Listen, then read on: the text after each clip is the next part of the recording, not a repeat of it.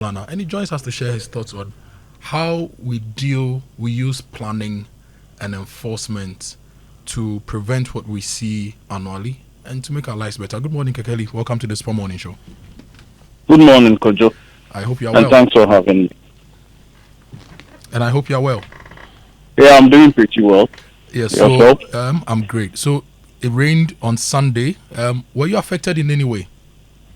Fortunately, I wasn't affected. I live in the Adenta down area, which was pretty safe. So, yeah, was safe. It's Adenta is largely planned. You see the streets, you see the drains. It contributed to you being safe, didn't it? Yeah, it did. Look, we've had this conversation almost consistently for as long as Joy FM has existed, 30 years, and as long as Ghana has existed. Flooding has been in the news every year. You are a master planner.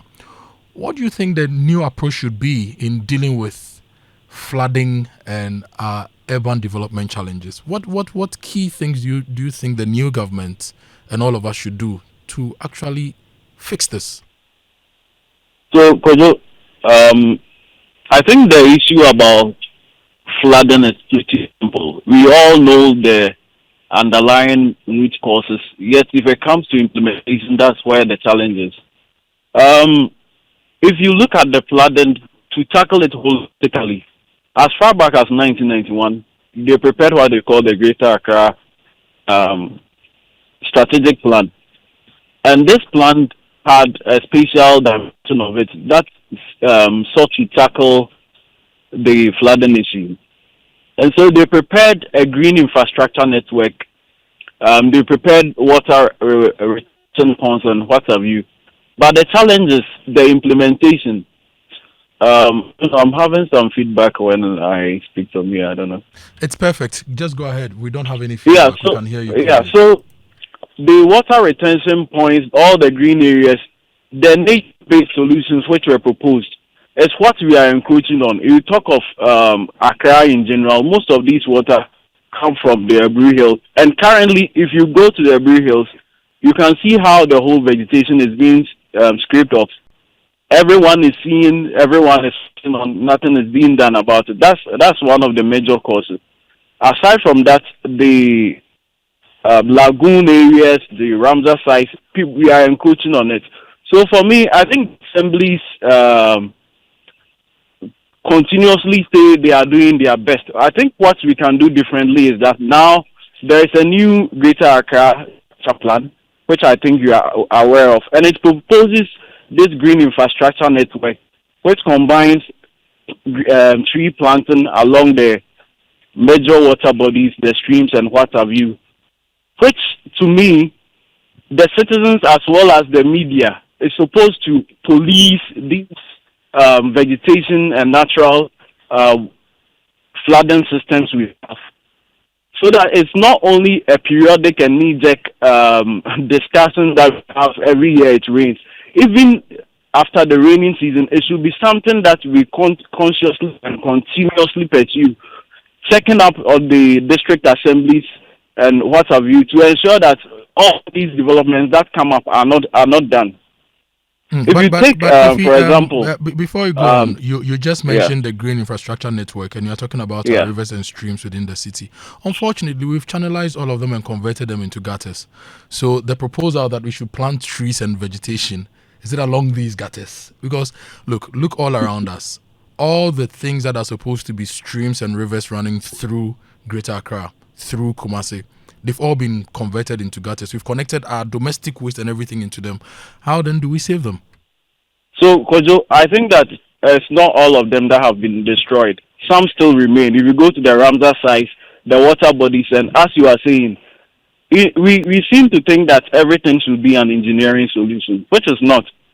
Like you just rightly mentioned, the drains that are constructed, we can engineer them separately away from the water bodies, the streams, and what have you. But it's become a norm that every day, every solution that comes is to line the natural water body systems with concrete, which I call concretization of the natural systems.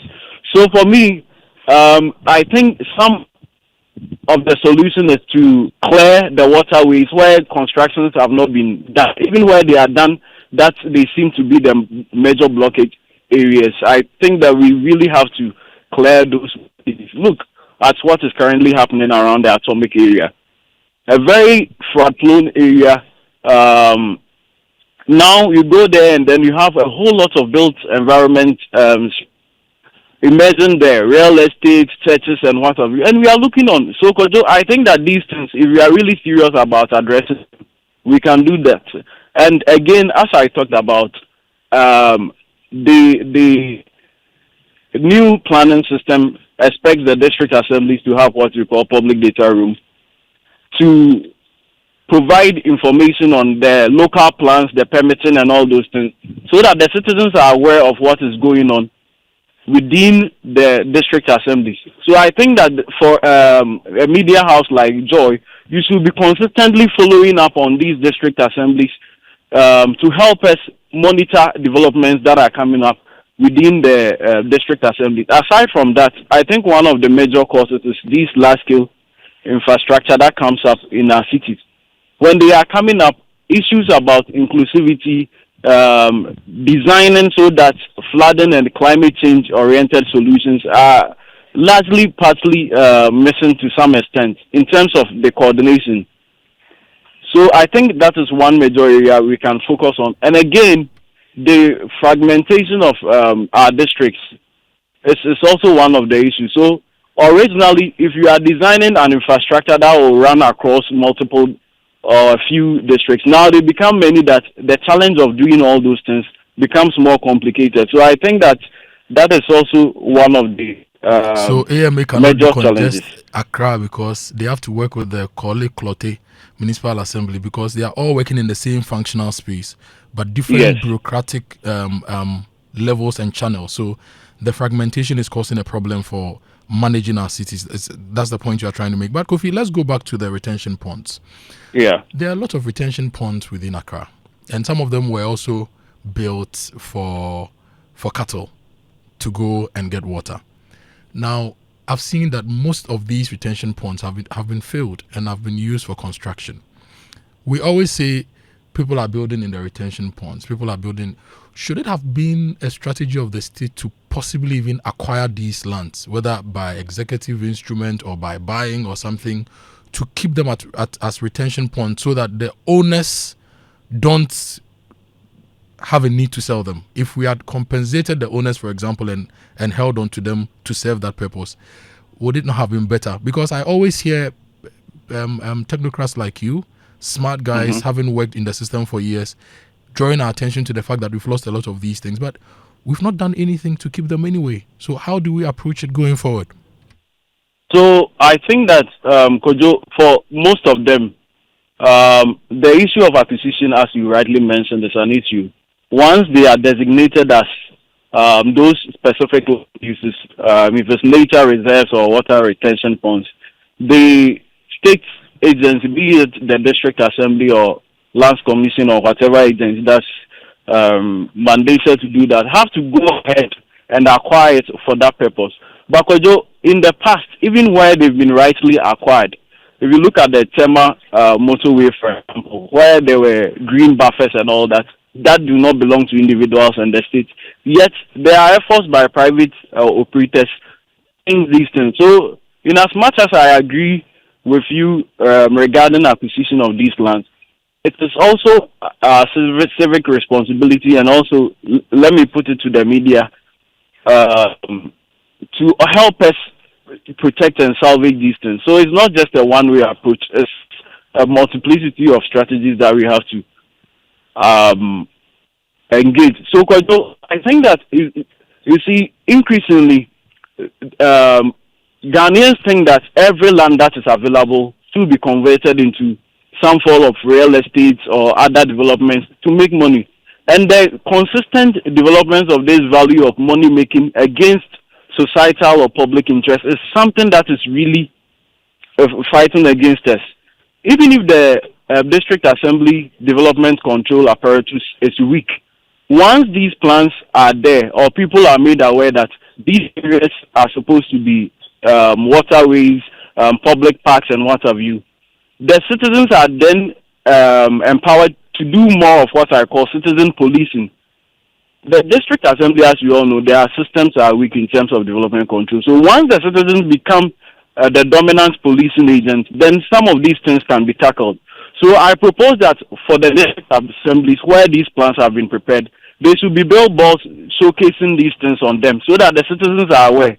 A child can even know that this area is designated for this, and they can protect it as elsewhere. So I think these are some of the practical strategies we can adopt. Now, Kofi, I know you have gone through a lot of our development plans, from those in 1954, 1958, Accra Town Plan, all the way to the modern ones. You've also seen the growth of Accra and seen different models with respect to our city. In fact, the president says that to decongest Accra, we must build a new sort of capital city. Do you think that our major urban centers, Accra, Kumasi, Takoradi, do you think we can save these urban centers from becoming dystopian environments? Ebeyeye, can we correct the wrongs, or we should just find new centers of urban excellence, construct these, develop them, and gradually move there, and maybe come to fix the ones we've damaged? Okay, so Kojo, I think that salvaging Kumasi and Accra and other major urban centers in Ghana is very much doable. If you look at, I briefly heard you discussing Accra Central today. There, you have a place like Accra Central and you have timber markets and all that. See all these bulk breaking activities coming all the way from the outskirts to the city center. Kojo, we all know no proper city will allow these things. So I think there are strategic activities that can be taken to salvage Accra. Apart from that, if you are looking at the transportation networks, it's possible to implement BRTs and all those things, which we are not doing. The problem we have with Accra and the major cities is that we keep doing the same wrong things and expecting different results. We talk of these development being very lateral, urban sprawl and all that. One of the big strategies for me that practically can be done is having a major concentration on efforts on the housing provision, not just the private sector led ones that we are witnessing now, but government and the assemblies coming in strongly to have policies for low income housing provision, and all that.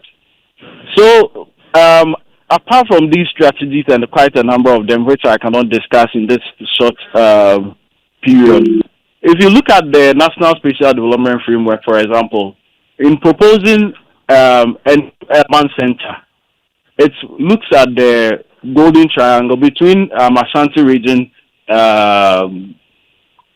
Kumasi, Takoradi, Accra. In between that triangle, the Spatial Development Framework proposes a new urban center.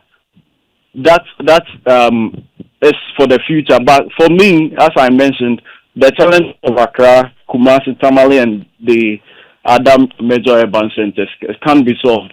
And also, if we have the same old attitudes and mindset, and we do go ahead to develop the even the new ones, which I think to me might help in future, the same old problems will be translated there. That's why I've been talking of new approaches, new strategies of tackling the existing challenges we're having, which should be consistent and not something periodic. Once in a while, we discuss it and then we leave it. Thank you, Kofi. So you've rightly said that this avenue will not be enough for us to discuss the whole topic. So come to the studio one of these days. Let's discuss the green infrastructure network, building utopian environments within our urban spaces for our comfort and satisfaction. Is that a good topic for you? I think that's a great topic. But Kojo, going forward, I think the discussions in the studios, what I would love to have is that there should be this constant collaboration between your station, LUSPA, the district assemblies, so that consistently we are on the ground monitoring what is happening within our built environment. Thank you very much. Step further away from just the discussion to practical action. And again, I think that we can have a program on planning education in Ghana so that people become aware of the planning systems, what ought to be done, and then practically what they can contribute in their neighborhood so that we have the livable settlements just like other people have in London and Dubai and all those places.